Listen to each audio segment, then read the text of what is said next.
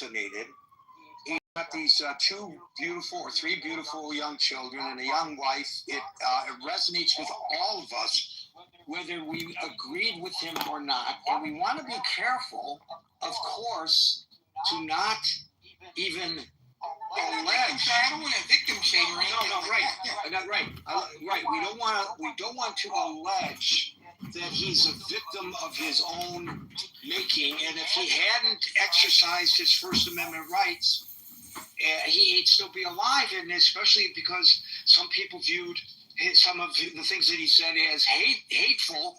So, we don't want to imply that he got what he deserved. No, so but also, I don't believe that when a person dies, whether it's violently or otherwise, that we should ignore them. Ignore certain parts of who they were when they were alive. There are people who, like when President Carter died, there were all these laudatory things said about President Carter, and rightly so, especially in my opinion, the things that he did after he was president, his building homes for poor people and all that. That was him. I mean, he actually went out there on his own. He actually rolled up his sleeves and, as a former president, and helped build some of those Habitat for Humanity homes. He deserved a lot of credit for that. There were some things that he did, some things that he said, some of the policies when he was president that were not so commendable. Well, of course, at the time the person dies, even non-violently, after a really long life from natural causes as he did, we feel that it's not proper, it doesn't feel right to analyze their life too much. And I think, he hasn't even been put in the ground yet. So I think that I personally fall on the side of, yes, I'm aware of some of the things that he said and did and espoused that I found distasteful.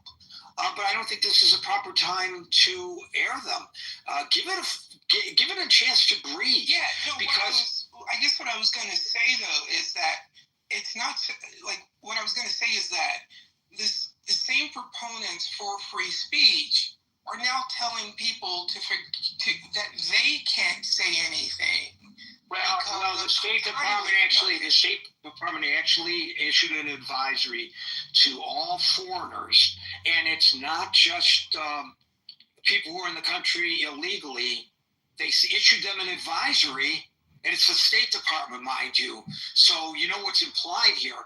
Do not say anything negative about Charlie Kirk. Well, that's downright un-American and violates the First Amendment and the Constitution. Applies to everybody in the country, not just to American citizens in the country. Well, no, because it's rules for thee and not for me, right? And that's the part that really concerns me. Right. And but I think personally, I don't feel comfortable exploring with any great depth the character of Charlie. Listen, we never talked about him before on this forum. I didn't know who he was. Right. I've never heard of this guy. Right. So, I don't really much care what his positions were when he was alive. If I was aware of it at the time that he was alive, I probably, some of the things that he espoused, I would have raised issues with. But I never followed him. I knew who he was, of course, but I never followed him closely enough to take a microscopic look at the positions he took. So I happen to fall in the category of let's just, let the air breathe a little bit. And, in a week or two, if you want to talk about Charlie Kirk and what he stood for and the people who now feel that they have to pick up the gauntlet and whether that's good for America or whether it's problematic, I think that's a fair thing to do.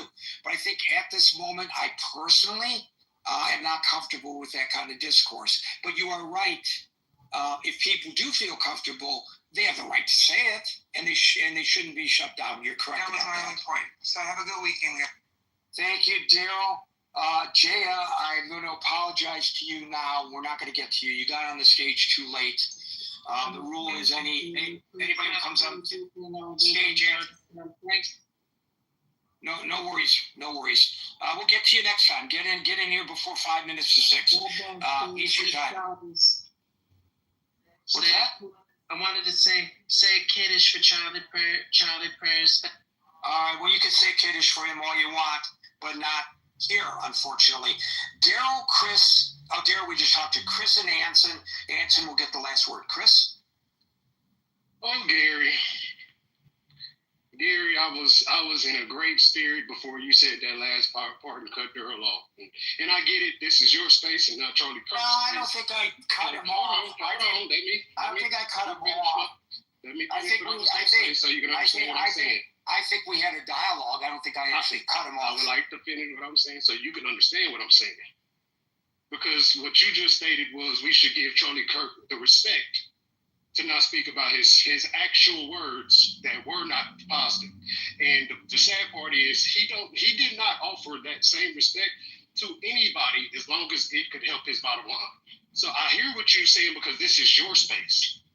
But Charlie Kirk probably does not deserve that much respect, even out of yourself, because Charlie Kirk didn't care about who died and how they died. He was going to make it into something that he could profit off of, i.e., George Floyd telling the world that George Floyd died. You can have that belief.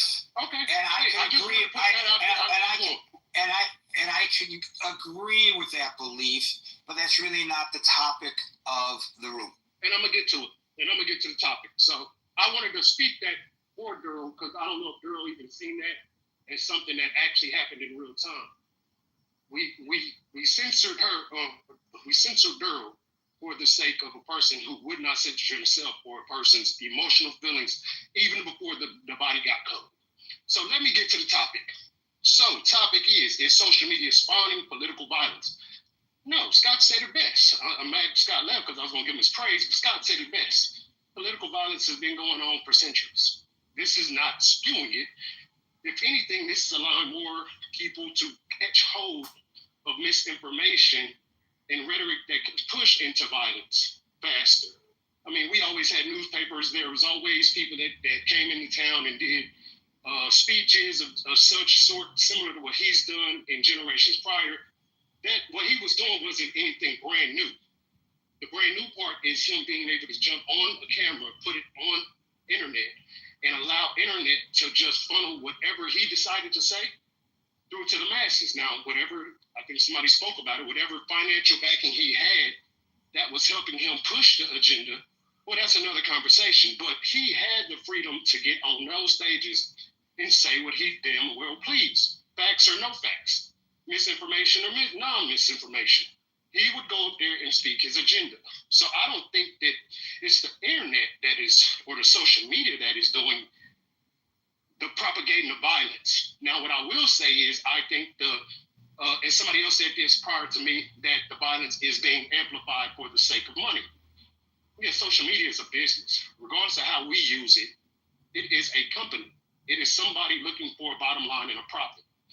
So sure, if fighting videos on YouTube or the ones that are moving the ticker, more fight videos for you on your algorithm if you watch one fight video. Same goes for the Charlie Kirk video, as Daryl just stated, adding to the algorithms that they were watching. So it makes sense for me that social media needs to be paid attention to as a company and not as, oh, my friend in my pocket I can talk to whenever I feel like it or get reassurance whenever I need it. We need to start paying attention that those things aren't for our best interest, even if they are within your interest. They're feeding you so they can purchase dinner for their family. They're feeding you so they can make sure they have pilots for their private jet. They're feeding us so they could benefit regardless of how we feel about it. Also, i.e. Charlie Kirk. The things that Charlie Kirk was saying may have been in his mind believable to himself, but he wasn't feeding us his belief because he believed that it was the best thing he could do. He was doing that so he could make a profit. He was a business. His voice. Well, how do you know that? How do you know that? Because he propagated it as many times as he could in networks and social sites that were paying. But, He started a website. right, because he was trying to fund. He was trying to fund his Turning Point. And I said for money. I said for profit. Yeah, but the You Turning need a profit to get the message out. But then Turning right, and so then Turning Point uses that money to get the message out. So at the bottom line of this is turns for a profit. Okay, because you don't think that he was really motivated by spreading a message that he believed he was? Not at all. I don't think he was. Well, how do you know that? But how do you know that? How do you know that? He was inspired by Jesus Christ. How do you know that? I don't think God gave him the message to portray the message he was pushing with false information. How do you know that? Okay, sure. If you believe that your God or your belief system will tell you to lie to people for the sake of your own gain, then maybe we're not reading the same Bible. But that's not the Bible I've read. That's not the information I've consumed from the Bible. I don't know how many branches there. I don't know how many branches there are of Christianity, but there are thousands of branches of Christianity. That doesn't make them right, Gary. I'm not saying it does, because they contradict each other. So the ones that contradict the others, obviously, at least one of them is not right, and maybe both of them aren't right. And his contradicted most people. But how do you know he was not following what his faith told him to follow? Oh, I'm sure if that's the message he wanted to praise, he could say it, and on the internet he would be able to get away with it, and that would be free speech. And so he could tell us that, but that's not how he moved. He moved in the light of making money and pushing an agenda.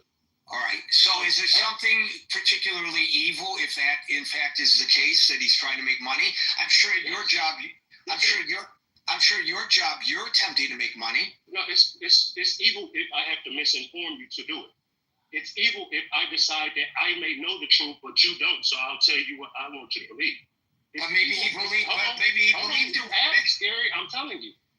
Because you're going to keep saying maybe, and we'll never get those answers. He's dead. Let's be real. Right, and he's not here to. You're absolutely right. He's not here. He's not here to defend himself against your accusations. We have eyes also. We are human also with intent in our own bodies, similar to the man that was alive, because we are all human. So me seeing him go for this thing for about 10 to 15 years I'm not new to this. I've actually known who Charlie Kirk was, and I thought he was a scary guy because he talks to children, the underprivileged, and the people that don't get talked to. And I don't mean underprivileged by not owning or having anything. I mean underprivileged by not having a voice. Underprivileged by being told to just go to school and shut up and get an education and become something. So he's speaking directly to them. I've understood and paid attention to what Charlie Kirk was doing. It's just ironic that a lot of people weren't, because they were talking to the youth, and especially he was talking to the white youth. He was speaking to young, white, impressionable men, similar to the Andrew Tates of the world.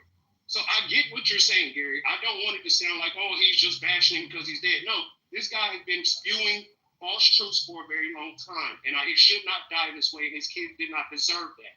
But when you speak things to people that are possibly irrational because they don't have the development yet, something that has a possibility to happen to you, even if you're speaking positive people. Jesus Christ again. So should we temper our public? Yes. As Gerald just stated, you should definitely be able to look at your voice and say, hey, maybe this is not the right angle for my safety. Maybe I do want to go home to my children. Maybe I do want to go home to my children every single night. So maybe this message is not the message that would allow me to do so. Would you apply that? Would you apply that? I'm going to ask you one last question, then I'm moving on to Anson. Would you apply? I'm sure you're going to take up on my tongue, but that's fine. It's your state. Go ahead. Would you apply that standard to Martin Luther King?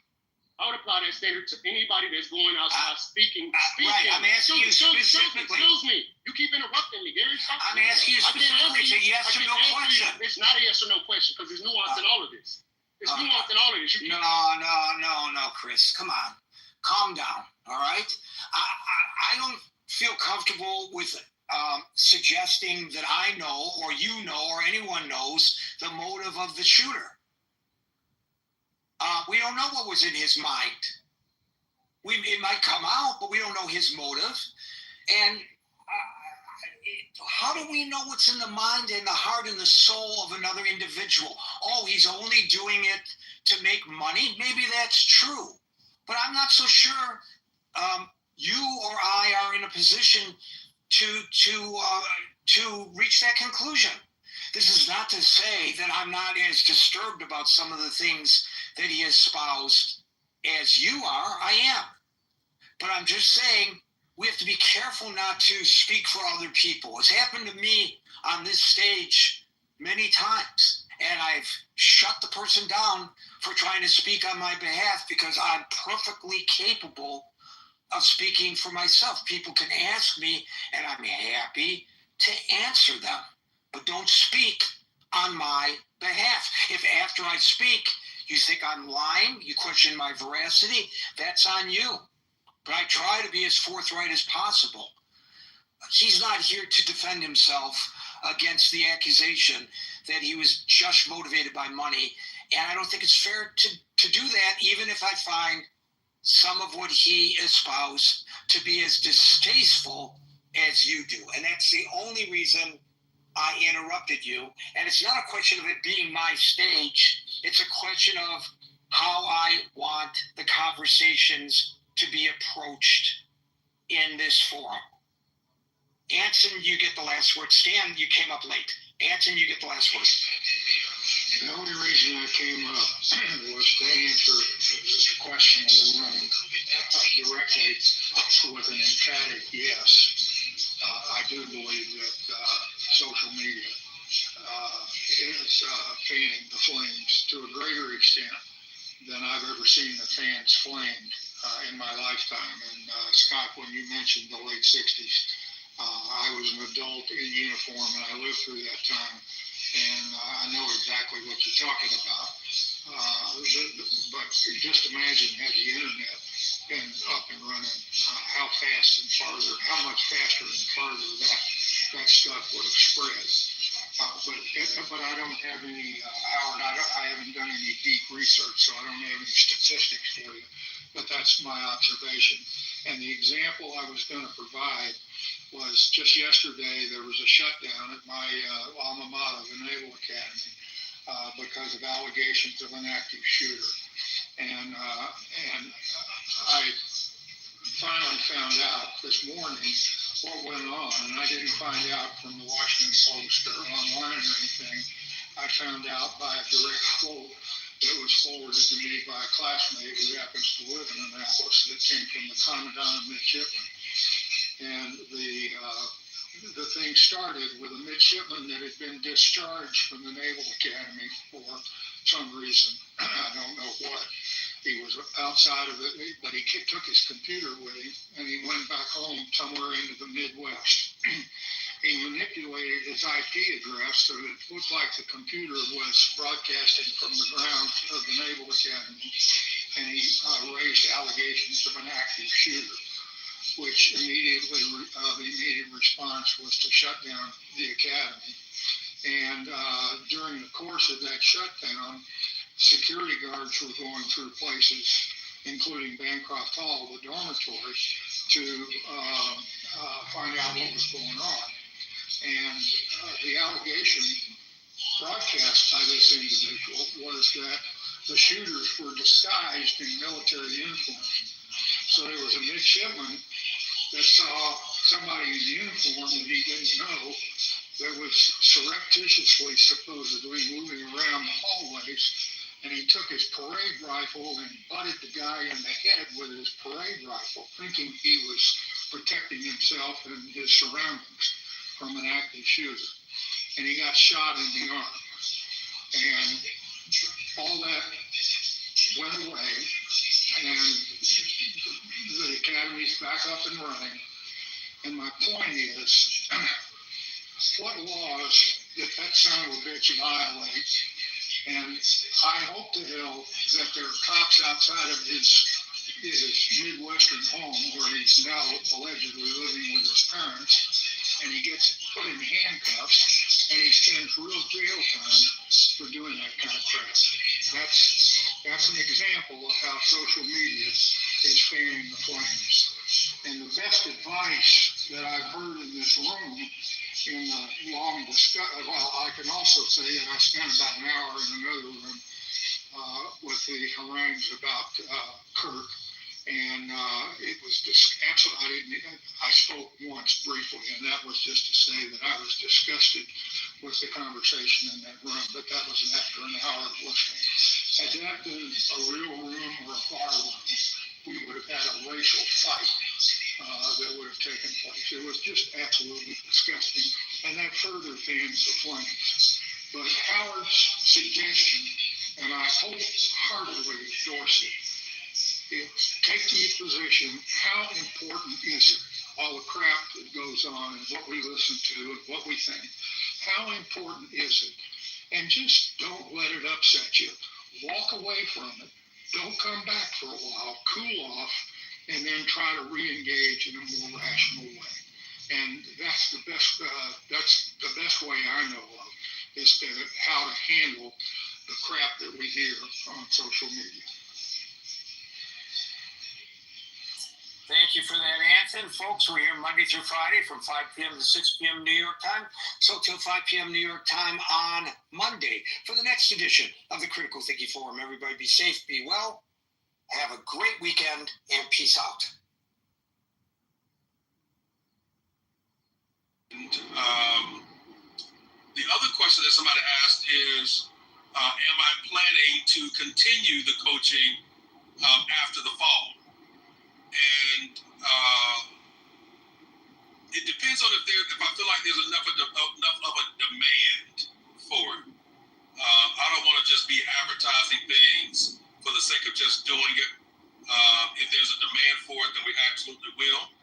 But if there's not a demand, no ego around pausing it or stopping it or whatever that may look like. So that's just a couple quick things about the coaching. So I'm scared to ask if there's any questions because I need to be looking at the road. Let me see. I can pull over here for just a minute.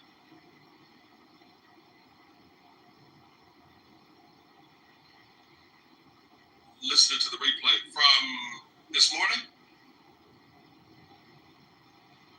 Long work day, Lauren. I understand. Hey, Michelle, blessings to you. Everybody that's speaking to me. Good to see y'all. Thank y'all for jumping in the room. Listen, let me just say this, too. Let me say this really fast. I want to appreciate y'all. Because listen, y'all make sure that your boy, when I go live, y'all make sure I'm not the only one in the room. And I appreciate that. I know some people that jump on this app and they say they jump in on their rooms and nobody comes into the room. And man, I feel good because when I go live, I'm like, man, there's some wisdom walkers that's going to jump in and holler at me. Say, hey, what's up? Check in and all that kind of stuff. So I'm like, man, thank y'all. Thank y'all. Y'all make sure your boy ain't in here by himself, just looking at a blank room with nobody to talk to. So I appreciate that, man. I don't take that for granted at all. Thank y'all for that. Here trying to soak up all the wisdom. I know that's right. I'm trying to soak it up too, Chantel. I'm trying to soak it up too. Carlene. Hey, Carlene, come up on stage if you can. Come up on stage really fast if you can. I got 4 minutes. If you're able to. If you're not able to, I understand. Not able to. Okay. Understood. Carlene Carlene, were you in the spring cohort or the summer cohort? I can't remember.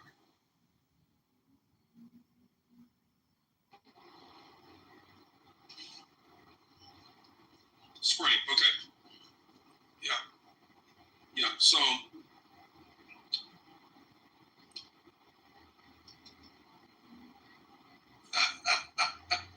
I appreciate that, Tanisha. Thank you. All right. Anybody have any questions about the coaching that starts tomorrow? Any questions? Anybody considering it, but you need a little nudge, or you got some lingering questions? And thank you to all of you that are part of the Patreon community. I did a live this morning right after our prayer call, and that should be in the Patreon community for members. So thank y'all. Thank you, thank you, thank you, thank you. Nobody has any questions? Okay, fantastic. Fantastic.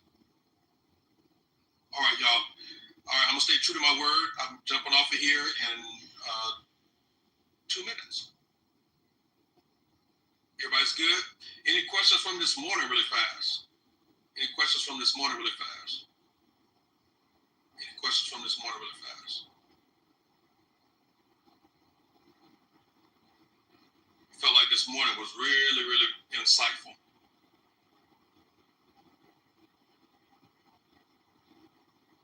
I see that, Mama Lisa. Thank you. Okay? So everybody's good. How am I? It's been a full week. Yesterday I wasn't tired, but I was sleepy. And so I got a incredible night's rest last night. My wife made sure of that. She was like, go to bed. So I go to bed. She came in my office last night. She's like, no, go to bed. So, so I went to bed at a reasonable time, and I'm excited about Sunday.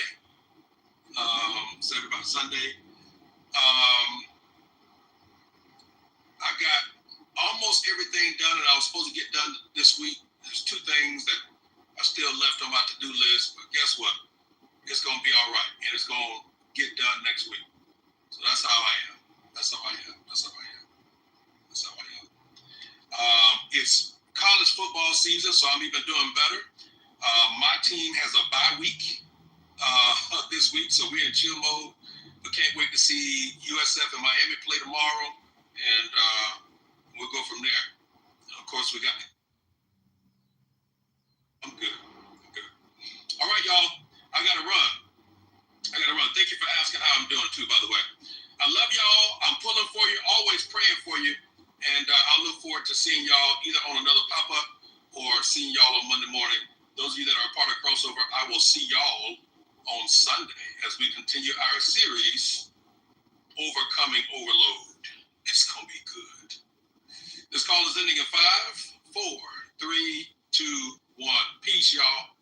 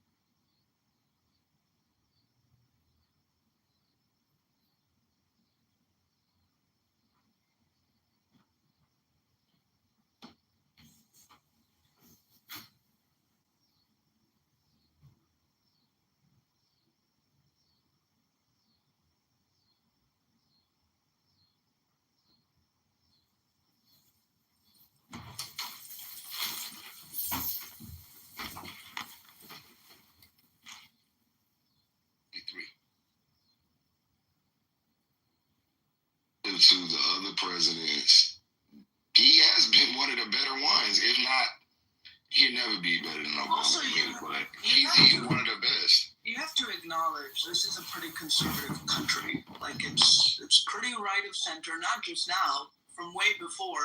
That's the only way Democrats win anything is by